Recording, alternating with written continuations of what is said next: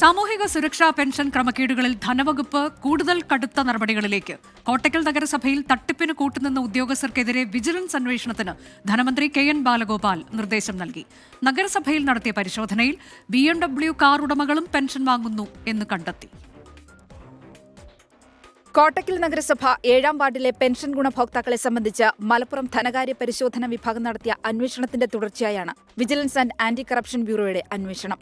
BMW car ഉടമകൾ ഉൾപ്പെടെ pension പട്ടികയിൽ ചേർക്കപ്പെട്ടുവെന്നായിരുന്നു കണ്ടെത്തൽ. വീടുകളിൽ AC സൗകര്യമുള്ളവരും സർവീസ് പെൻഷൻ പറ്റുന്നവരും ക്ഷേമ പെൻഷൻ വാങ്ങുന്നതായി കണ്ടെത്തി.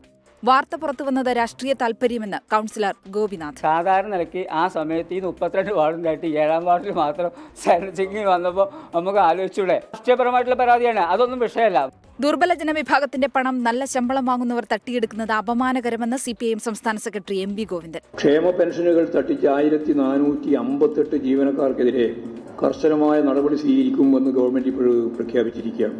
നല്ല വരുമാനവും ശമ്പളവും എല്ലാം വാങ്ങുന്ന ആളുകൾ തട്ടിയെടുക്കുന്നു എന്നുള്ളത് വളരെ അപമാനകരമായ ഒരു സംഭവമാണ്.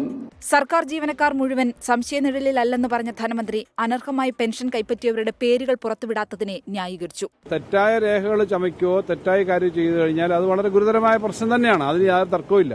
പക്ഷെ അത് പരിശോധിച്ച് ഓരോ വകുപ്പുകളിലേക്കും ഉള്ളത് അയച്ചു കൊടുക്കുക, അതിന്റെ ഇൻസ്പെക്ഷന്റെ ഭാഗമായിട്ട് വന്ന വിവരമാണ്.